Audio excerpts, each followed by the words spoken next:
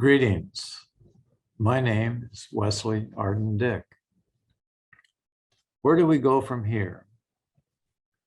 Let us be dissatisfied until we overcome the damage done to our democracy by Trump's race-baiting big lie that the 2020 presidential election was stolen.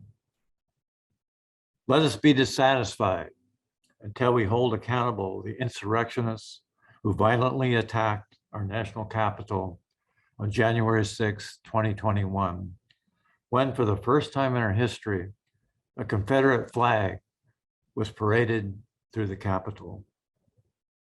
Let us be dissatisfied until we overcome the efforts of those in Michigan and across the country who are continuing the insurrection by other means, by passing laws to make it harder to vote, targeting African Americans, Latino, and younger voters. Civil rights leader John Lewis knew better than just about anyone that we can't take democracy for granted. We as citizens have to work at it. We have to vigilantly preserve and protect the right to vote. Your vote is your voice. In 2022, we need to pressure our US senators and representatives to pass the John Lewis Voting Rights Act and the Freedom to Vote Act. Action at the local level is also vital.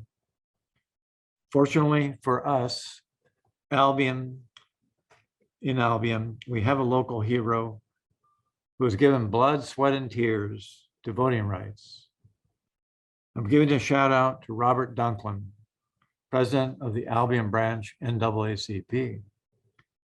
For more than a decade, Bob Dunklin, born and raised in Georgiana, Alabama, has been registering voters in the barbershops, in the projects, at the Festival of the Forks, and at back-to-school events.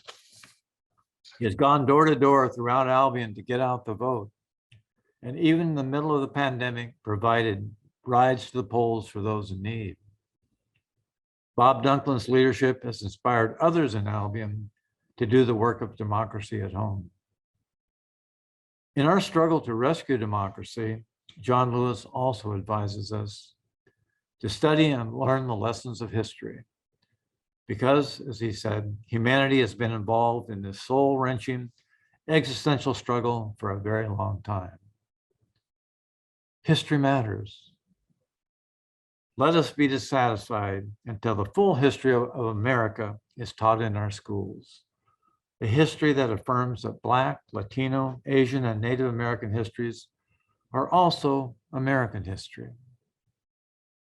I'm reminded of the words of Irish poet Seamus Heaney, who wrote, "History says don't hope on this side of the grave, but then once in a lifetime, the longed-for tidal wave of justice can rise up, and hope and history rhyme."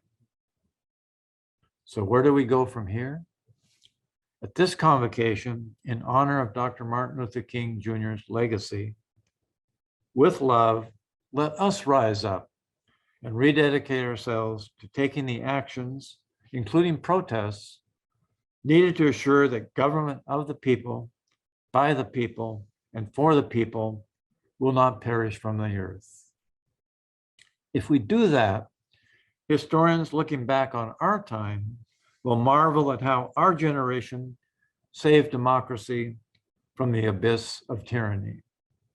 Those historians will proclaim that ours was indeed one of those lifetimes when hope and history rhyme. Thank you.